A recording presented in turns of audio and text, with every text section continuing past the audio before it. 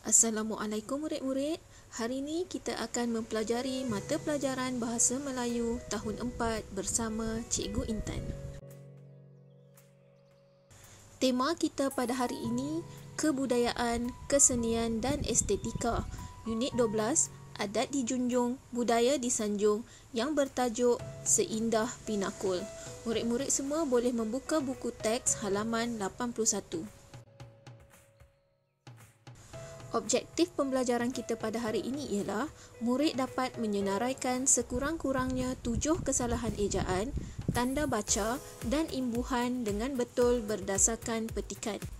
Murid dapat mengedit sekurang-kurangnya 5 daripada 7 kesalahan ejaan, tanda baca dan imbuhan dengan betul berdasarkan petikan. Murid-murid, mari kita membaca bersama-sama petikan yang bertajuk Seindah Pinakul. Minli dan Balkis ke Kompleks Seni Budaya. Mereka ingin membeli cenderamata untuk ibu mereka. Apa pinakul ni murid-murid? Mari kita lihat. Inilah dia contoh pinakul.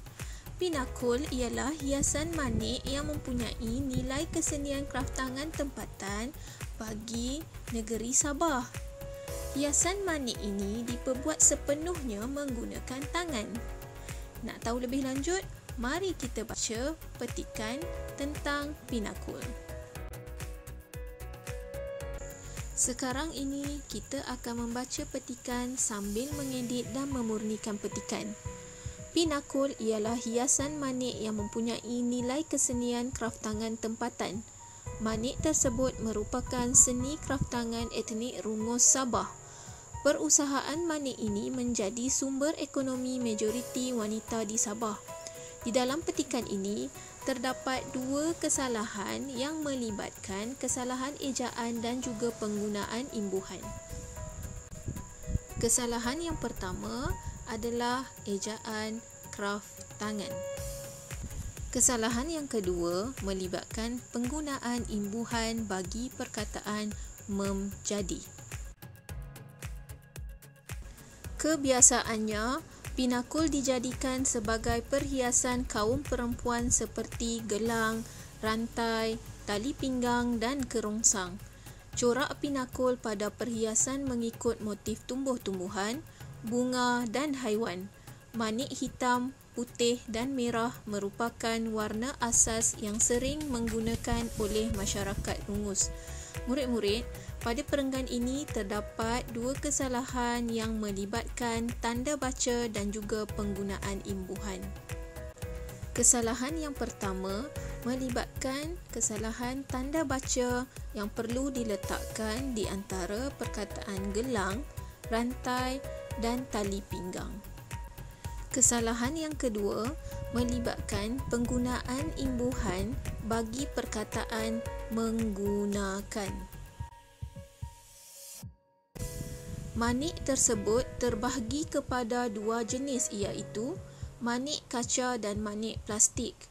Harga manik kaca lebih mahal daripada manik plastik kerana diimport dari negara China dan Jepun. Rekaan manik kaca boleh mencicah ribuan ringgit. Murid-murid, bagi perenggan ini terdapat 3 kesalahan iaitu kesalahan yang melibatkan ejaan dan juga tanda baca. Kesalahan yang pertama adalah kesalahan ejaan yang melibatkan perkataan terbahagi. Kesalahan kedua melibatkan kesalahan tanda baca bagi perkataan Jepun. Jepun adalah kata nama khas dan pangkal perkataan mesti ditulis dengan huruf besar. Kesalahan yang ketiga melibatkan kesalahan ejaan bagi perkataan mencicah.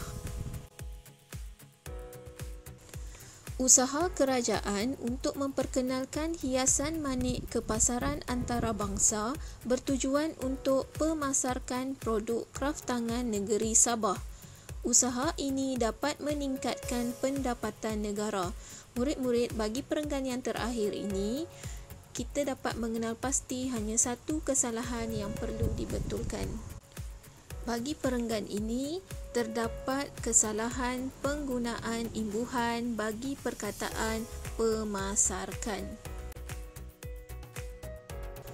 Baiklah murid-murid, kita dah kenal pasti beberapa kesalahan ejaan, tanda baca dan imbuhan yang terdapat dalam petikan sebentar tadi.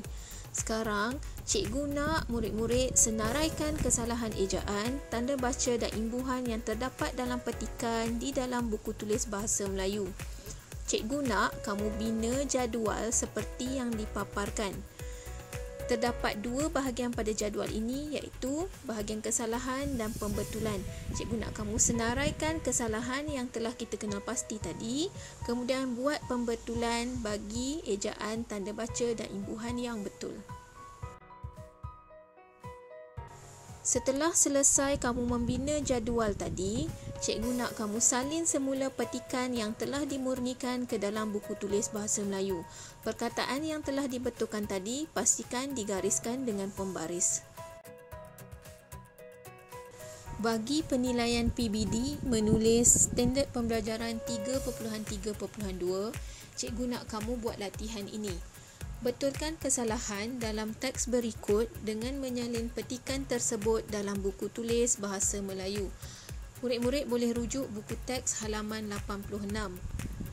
Cikgu nak kamu buat semua tugasan ini dengan tulisan yang kemas. Jangan lupa juga tulis hari dan tarikh. Sekian, terima kasih. Berjumpa kita lagi pada kelas yang akan datang. Bye!